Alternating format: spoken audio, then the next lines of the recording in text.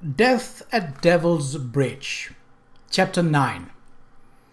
A man in the world must meet all sorts of men, and in these days it did not do for a gentleman to be a hermit.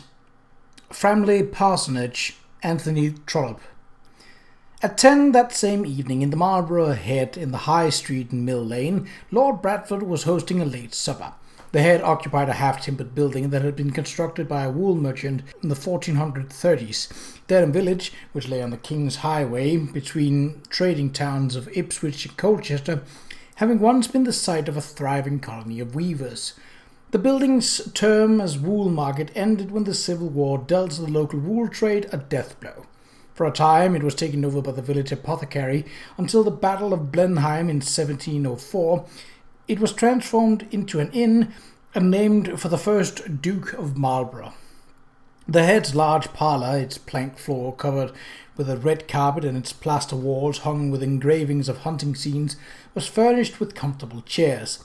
The room was reserved for the select society of the village, while the rest were relegated to the common room, with its straight-backed wooden settles and rickety stools.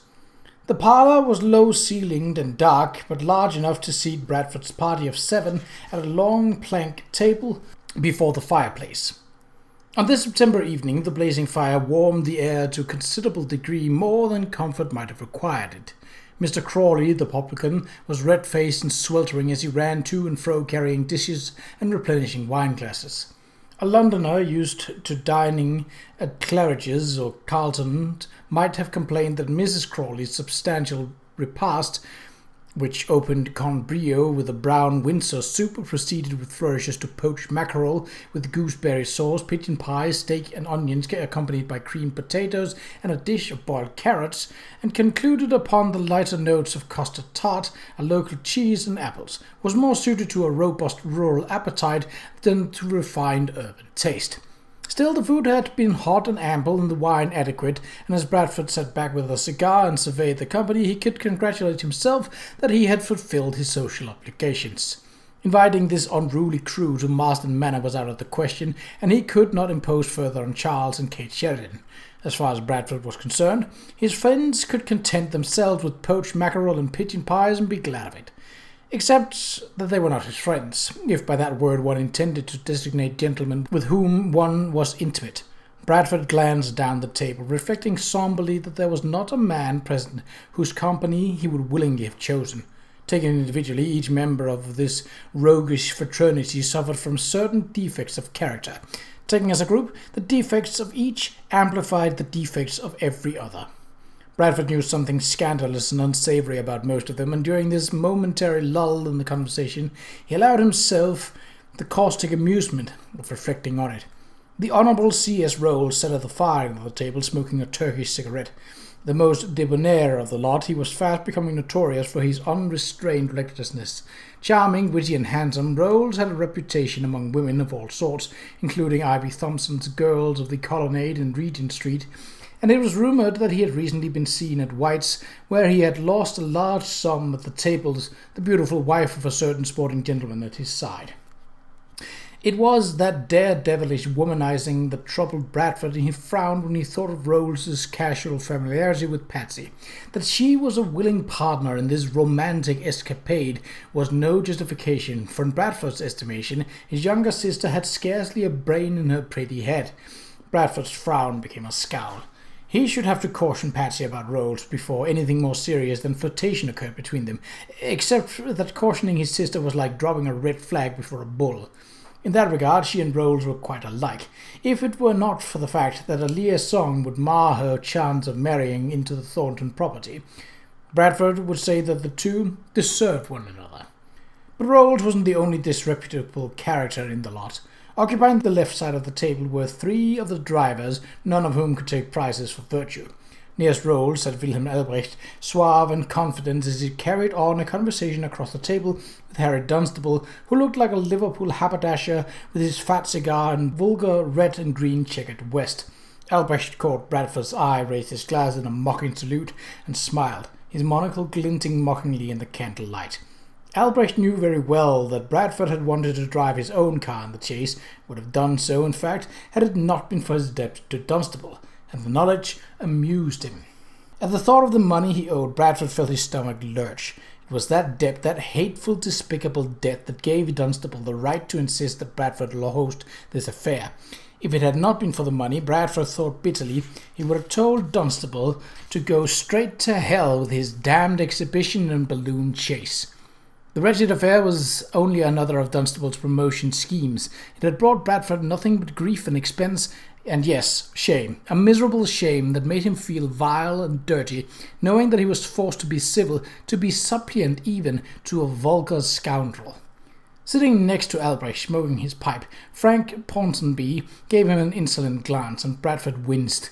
Ponsonby imported the Benz motor car, but his chief trade was a bill broker who bought and sold discounted notes, a form of money lending that enabled men of little capital to engage in undertakings that they could not otherwise afford. Ponsonby, who also traded in gossip, no doubt knew precisely how much was owed by every man in this room, and, more importantly, to whom. He certainly knew of Bradford's pecuniary difficulties, and would make whatever use he could of this knowledge. Ponsonby drew on his pipe. "Ah, Marston," he drawled, "a worthy repast must have cost you a quid or two." His unpleasant chuckle showed yellow teeth, and Bradford saw with some surprise that he was very drunk. Bradford marshalled what was left of his civility. "You enjoyed it then, Frank?" It paid to be civil to a man, drunk or sober, who knew as much about one's private business as did Ponsonby. The bill broker lifted his glass high, his white forehead gleaming like polished ivory. "Here's to success tomorrow." His eyes narrowed as his glance went to Dunstable. "Success to those who deserve it," he amended in an acid tone. Bradford knew that Ponsonby hated Dunstable almost as much as he did, although from a different motive, and one having nothing to do with money. Dunstable had gotten into a pretty mess with Ponsonby's married cousin Aurora Vickers, with whom Ponsonby himself was said to have been in love, and Ponsonby had undertaken to scare him off. But the matter had ended badly. Dunstable had dropped Mrs. Vickers, and her husband had cast her off as well. She had meanly retaliated against both by slitting her wrist in the bath while a guest at Ponsonby's home. Nasty allegations had been raised against Ponsonby, although they were somehow hushed up. They surfaced every now and again. An ugly story, Bradford reflected as he motioned to perspiring Crawley to bring another bottle of port. It was a wonder that Ponsonby and Dunstable could bring themselves to occupy the very same room. On the other side of the table sat Arthur Dixon, his lean face gaunt, his cheeks hollowed, a ghost of his former self. Dixon, who had made a great deal of money in steam locomotives, had recently been charged by a competitor with having stolen a patent and so to lose most of his fortune. A pity, because Dixon was, in Bradford's opinion, a bright man with a promising automotive future, if only he would abandon the steam car. But he quite naturally, as a locomotive man, preferred steam. He detested the entire petrol industry and made enemies of most of the men around the table. "Success only to the deserving," Dixon asked dryly, taking up Ponsonby's remark. "What are you hoping for, Frank? That you will reach the balloon and the rest of us will end in the ditch? You know that's ridiculous. Petrol cars are no match for steam." Ponsonby was drunkenly contemptuous. "It won't be the ditch for that rusty-keyed tea kettle of yours, Arthur. It'll more likely to blow up like a bomb." "At least my Serpollet will finish the race," Dixon said, "which is more than can be said for that unreliable Benz you're driving, and it is far less dangerous than a Daimler piloted by a German." His eyes went to Dunstable, whose portly stomach was shaking as he laughed at something Rolls had said, and back to Ponsonby. "Or a man with a passion for a certain kind of loose women," he said in an ungentlemanly malice.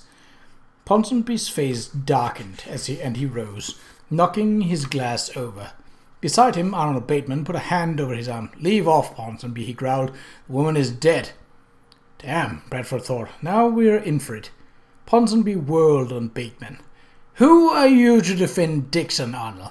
Wasn't it he who reversed into your electric car at the Crystal Palace exhibit and disabled it? How much were the damages? How much did Dixon pay?" Bateman frowned doubtfully. "It was not intentional." "Nonsense," Ponsonby snapped. "Arthur Dixon does nothing except by intention. If he can't prove the superiority of steam or by any other means, he will do it by disabling his competitors." Dixon stood, grey-faced and snarling. "If you care to step outside, Ponsonby." The German's mocking laugh rang out. Dixon swallowed and sat down. Harry Dunstable rose to his feet. "What's this? A quarrel?" he asked affably. He shook his head in exaggerated rebuke. Gentlemen, harness your competitive energies until tomorrow, when you will use them to prove the worth of yourselves and your machines. We must not allow inconsequential animosities to get the better of us when we stand poised on the brink of infinite opportunity and unrivaled fortune. His voice rang. Opportunity and fortune, gentlemen. Riches and glory. Ours for the taking in the motor car industry. Ours, Dunstable? Bateman asked fiercely. Don't you mean yours? Like Bradford, Bateman had sunk more than he could afford in one of Dunstable's earlier speculative enterprises and had been left with nothing but a parcel of worthless stock. The disgrace was too much for Mrs. Bateman, whose death left her husband with 2 young daughters. Bateman hated Dunstable even more passionately than Ponsonby did, if that was even possible. Cheerily, Dunstable lifted his glass. Gentlemen, I propose a toast. Let us drink to the success of the exhibition, and to its underwriter and our host, Lord Bradford Marston, who has brought us all together tonight under such grand circumstances, and to the winner of tomorrow's competition, whoever he may be. He glanced pointedly at Albrecht. The room resounded in silence. Drink to your damnation, Ponsonby shouted and threw his empty glass. It sailed past Dunstable's nose and smashed against the plaster wall. I say, old man, Dunstable said amiably, your aim is a bit off. Ponsonby stood for a moment, weaving back and forth. As Bradford watched, his eyes closed, and he fell heavily forward across the table, the face down in what was left of Mrs. Crawley's custard tart. A half-hour later, having settled the bill and bid good-night to those of the supper party who were sleeping at the inn, Bradford went out in the street to wait for the stable boy to bring his horse.